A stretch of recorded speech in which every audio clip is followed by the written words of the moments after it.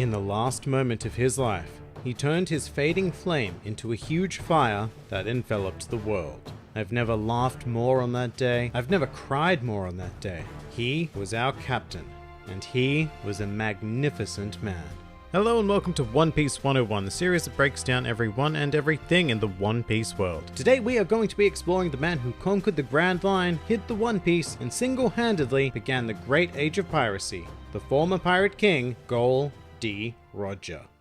Gol D. Roger, known to most of the world as Gold Roger, is a tall and very stereotypically looking pirate man who gained incredible wealth and fame as a result of doing what nobody thought possible by conquering the Grand Line and becoming the Pirate King. However, exactly how he went about doing this is one of the greater enduring and ever unraveling mysteries in the series, along with Roger himself actually. Despite being such a prolific figure, we as readers and watchers still know such a limited amount about him after more than 20 years of publication. What we do know, however, comes from first-hand sources who knew the Pirate King, and he has generally been described as a fearless, ever-confident, and extremely reckless individual who managed to find allies wherever he set sail. Now, you may notice that description is quite befitting of the series protagonist, Monkey D. Luffy, and his similarities to the personality of Roger have also been noted by figures who sailed with Roger, including Crocus and Red-Haired Shanks. However, according to Monkey D. Garp, Roger was also a man prone to violence, being quite short-tempered, particularly when it involved any form of slight against one of his crewmates. Although Garp did also add that Roger's actions were always pure and straight, very akin to that of a child actually. But being the mysterious figure he is, we currently know very little about Roger's history, except for the fact that he was born in Logtown in East Blue. From there, the earliest record we have of Roger is his meeting with his future first mate, Silvers Rayleigh. At the time, Rayleigh was something of a delinquent, who was living on a stolen boat when a young man wearing a straw hat rocked up in front of him. And this brings us to something absurdly important actually. This straw hat should look very familiar to all of you, because it is the exact same piece of headwear currently being donned by Monkey D. Luffy. At some stage during his career, Roger passed that hat on to a young Shanks, who in turn gave it to Luffy 10 years prior to the commencement of his adventure. In any case, a young straw hat-clad Roger asked Rayleigh to join his pirate crew, claiming that this was a fated meeting. Over the course of his career, Roger proceeded to recruit a crew of highly renowned individuals, many of whom are still unknown to us actually, but it would eventually come to include Scopper Gaban, Kozuki Oden, Nekomamushi Inuarashi, as well as a very young red-haired Shanks and the ever-important Buggy the Clown. Exactly when and where each of these members joined the Roger Pirates is currently unclear, but at some stage, the initial incarnation of the crew sailed to what they thought was the end of the Grand Line, only to discover a deeper layer of mystery hidden throughout the world in the form of the poneglyphs. And so the Roger Pirates set out on subsequent voyages to discover the secrets of these stones. However, prior to their final journey, Roger contracted an incurable disease, and as a result, they recruited the Dr. Crocus into the crew in order to keep Roger alive long enough to complete the voyage. Despite the illness, at this stage, Roger's strength was known worldwide, having been powerful enough to combat the hero of the Marines, Monkey D. Garp, as well as direct rival Edward Newgate, who would go on to become known as the strongest man in the world. In addition to this, Roger possessed the very vaguely explained power to hear the voice of all things.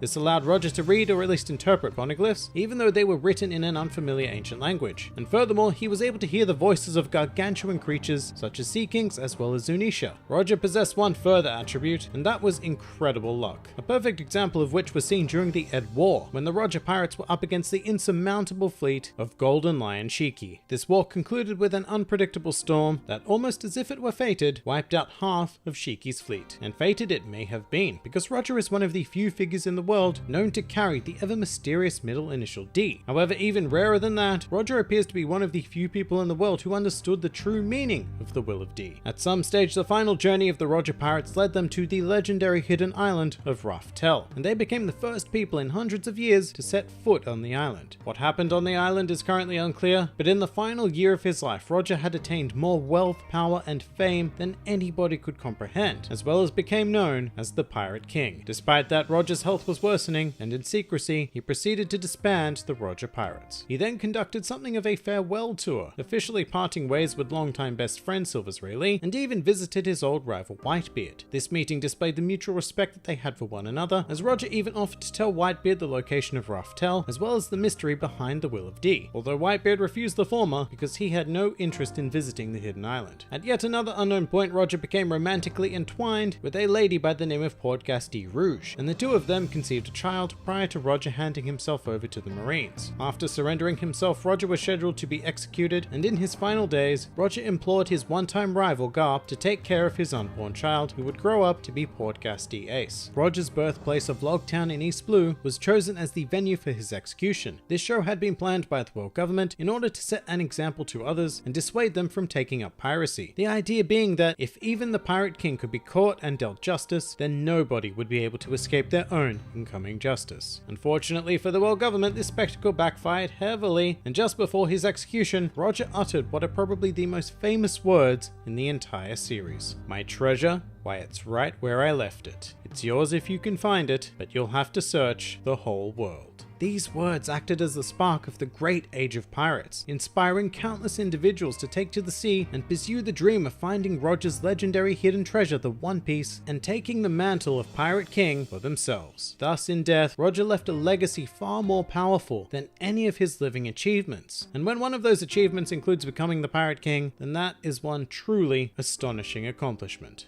Some more fun facts about Gol D. Roger.